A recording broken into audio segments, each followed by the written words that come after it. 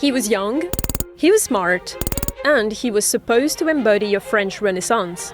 In 2017, 39-year-old Emmanuel Macron won the French presidency with a supply-side economic program aimed at lowering taxes, cutting unemployment, and reducing public spending. He wanted to unleash the energy of the country. Because he has this very pro-business image, it really was the final piece of the puzzle that was missing. The idea was to make the economy more dynamic in order to be able to afford the generous welfare system. But over the years, the plan fizzled out. By the end of 2025, France's debt-to-GDP ratio had skyrocketed to 117% and is projected to reach 120% by 2027. Meanwhile, GDP growth has stayed low, with a rise of only 0.7%, below the Eurozone average of 1.3%. The paradox is that Emmanuel Macron came to power on an agenda of strong public finances and a dynamic French economy. Fast forward 8 years, you actually see a greater debt and an economy that is not growing very much.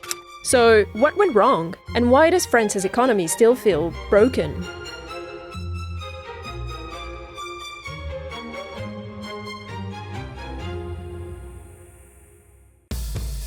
When looking back at the past 8 years, it's fair to say France hasn't had a smooth ride. And neither has Emmanuel Macron. First, there was the Gilets jaunes, then the pandemic, Russia's war on Ukraine and the resulting energy crisis, a re-election, the pension reform, and some self-inflicted wounds, like the dissolution of parliament in 2024. But beyond global external factors, Macron's economic policies didn't give him the results he'd planned, despite some encouraging debuts. This is the place to be, to invest, to work, to invent, to launch your business, to become a startupper.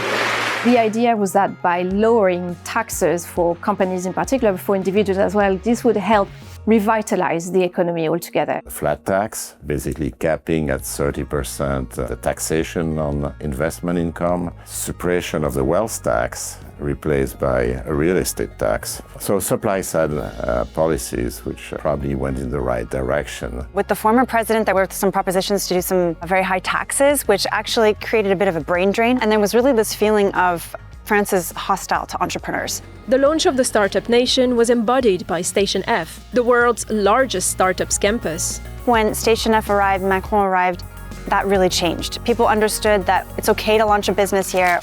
Foreign direct investment began to flow into France's tech scene, and in 2019, France overtook Germany and the UK as the top FDI destination in Europe. It still held that title in 2024, and that investment seems to be making an impact. In 2016, France counted only 3 unicorns, companies worth $1 billion or more. By 2025, that number had increased by a tenfold to 30 unicorns. When we started in 2017, our companies raised $350 million. Well, this year, our companies raised $1 billion in the first 9 months of the year. That's the equivalent of the whole country of Italy, just happening at Station F. The poster child of success is Mistral AI. And they say for the AI scene, actually, France is very well placed in Europe. Of our 1,000 companies on campus, roughly 80% is around AI, but we still do have other sectors. We have some climate, we have some robotics, which is still linked to AI, but we do have other sectors as well. Another success of Macron's was reducing unemployment, France's long-standing bugbear since the 1990s. Unemployment is near some historic lows in France. Certainly some of the structural reforms I brought in helped with that. More flexibility for companies to hire and fire workers as well was still giving some protection, allowed to retrain some of the workers as well. Unemployment has dropped noticeably since 2015. That year, 10.4% of the labor force was unemployed. By 2024, that number had fallen to 7.4%. However, France's youth is still out of work. Although following the same trend as other age groups, youth unemployment still stood at 18.5% in 2025, a stark contrast to Germany's 6.6% rate. While fixing employment is a priority in most countries, it's especially key in France. That's because pensions are mainly funded through employees' contributions. France's current pension system started in 1945, just after World War II. Workers contribute to a fund that pays for their elders' pensions, with the expectation that they'll be able to collect their own pension through the future workforce. That system might have worked in the 20th century, but demographics have changed. In 1960, France counted 4 workers for each pensioner. In 2023, that ratio plummeted to just 1.8 workers per pensioner. To solve this, contributions are regularly rising, but that makes a dent in workers' purchasing power.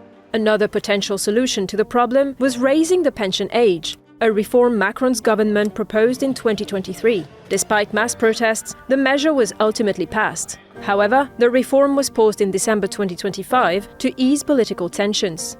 You have a whole group above 55 years old that are too young to retire, but actually too old to find a new job. The main reasons for unemployment include a skills mismatch with job opportunities and employer uncertainty about future growth. Another factor often cited is the difficulty of letting go of employees. That is, until the 2023 labour market reform gave companies more latitude. There is more flexibility than people are usually aware of outside of France. There's had some labour market reforms, the introduction of some experience rating, what we call bonus-malus system to make firms accountable for their layoff, capping basically the amount of money which can be demanded from firms when they dismiss a worker. We need to protect workers, that's important, but we have to do it in an efficient way. There are lots of wrong policies in labour market protection. And this applies to both workers and companies. Normally, when an employee resigns, they aren't entitled to unemployment benefits. But in France, if both parties agree to dismissal by agreement, the employee can claim benefits, while the company is protected from wrongful dismissal claims. And that's ultimately at the expense of the social security system. The dismissal by agreement system cost the state an estimated 10 billion euros in 2024. We do have nearly 40% of companies that say that they're actually able to get up and running thanks to unemployment benefits. People can take 6 months off or a year off, say they have been fired by the firm and get unemployment benefits. It's a scandal. While France has a relatively average corporate tax rate for Europe at 25%, it surpasses its neighbours in employer social security contribution. On average, employers bear a cost equivalent to around 45% of an employee's gross salary. But on the flip side, companies also benefit from subsidies. BPI France, which is the sovereign fund in France, is funding over 50% of our companies here. And that's directly because they're also investors in a lot of funds. But there's also ones for research and innovation, which is one of the most advantageous tax credits that we have in Europe. Do you remember Mario Draghi's famous 2012 speech to save the euro?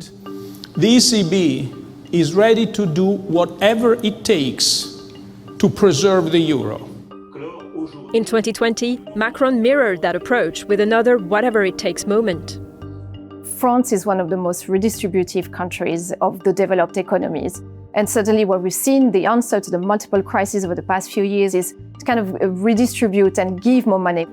Take the pandemic's one-off 150 billion euros state-guaranteed loan to keep businesses afloat, or the 26.3 billion euros worth of subsidies in response to the surge in European energy prices following Russia's war on Ukraine. Like everywhere else, there were adverse selection in the sense that zombie firms took advantage of that to stay alive longer. Because these loans were open to all firms, without vetting the sector or viability, state funds helped keep these so-called zombie companies afloat. Now, bankruptcies in France are surging to catch up. A recent Senate report also found that French businesses received between 108 and 211 billion euros worth of tax relief and subsidies in 2023, with little follow-up or monitoring. This is a very difficult policy to perform because we don't have the information usually about whether the companies are still worth it, worth preserving. Now, in terms of taxing the firms, it's a very bizarre situation where we tax the firms a lot. And then we realize that, and then we give them some stuff. So the policy we use are not necessarily the best thing. Macron has tried to actually reduce, for example, production tax, which are taxes, for example, that are on turnover rather than profits. Economists want taxes to be on profit, not on turnover, because it's distortive. But Macron has reduced the tax, which is a very good thing. Yet, cutting production taxes didn't do enough to help boost productivity. For a long time, France ranked amongst the most productive countries in the world. But that has recently changed. From the turn of the century, productivity growth rates, measured as the value added to GDP per hour worked, have been slipping. After COVID, it got even worse, and like much of Europe, the country has struggled to find its way back towards growth. It's been the focus on low productivity services sector of the economy. It's been a lower adoption of technology in some sectors as well. heavy regulation in some sectors. Purchasing power is actually stagnating, like in many countries, but more in France than elsewhere, in part because we have underinvested in many things. So that's what I call the time bombs. The time bombs mean that if you don't do anything for a year or two, it doesn't matter. But after a while, it actually has a cost. So debt in 1975 was like 30% of GDP. Now it's 115%. Education has actually decreased in quality. Innovation is another case in point, but innovation is more generally a prime of Europe because all the big tech and biotech firms are in the US and China nowadays. So that means that we lose in productivity, we lose in competitivity, and people are unhappy because their wage is stagnating. According to the Bank of France, the recent drop in productivity primarily came from a rise in apprenticeships due to students being both employed and in training, and the delay in COVID-related bankruptcies. Both factors are linked to French state subsidies. They ended up in a situation where they had to spend a lot of money to maintain the fabric of the French economy during this crisis, but at the same time not having as much tax revenue as they expected coming into the coffers. There were a bunch of things which were not dealt with. In part, the pension reform. There was nothing on the reform of the state. It's still a bloated state, rather inefficient in some respects, with talents as well. I mean, it's not like it's black and white. Now you could argue, actually, now the French economy is quite resilient. If all these measures hadn't been put into place, maybe the situation would be even worse right now. So, is France doomed to remain trapped in a cycle of high debt and heavy spending? France right now is really a good example of zero-sum thinking. Basically viewing the economic life as a zero-sum game. So the pie is fixed and we fight to grab the biggest share in a sense. Forgetting that in this fighting, we actually reduce the size of the pie instead of trying to increase it through economic growth, innovation, productivity gains, and so on. Just think about the current debate. In the parliament, it's all about grabbing stuff and no discussion of policies that could improve education, solve the climate issue, or is going to raise innovation. We see this problem now of the debt really growing at a really fast pace in the country. And in parallel, you have this polarization and political instability. That means addressing these key economic issues becomes more and more difficult. Part of me thinks that there is a chance that this ecosystem is solid enough that regardless of the outcome, it will just continue to move forward. I do think that if we hit the extremes for the presidency, that could take a different turn. But for the moment, I'm still very optimistic that we won't go that way.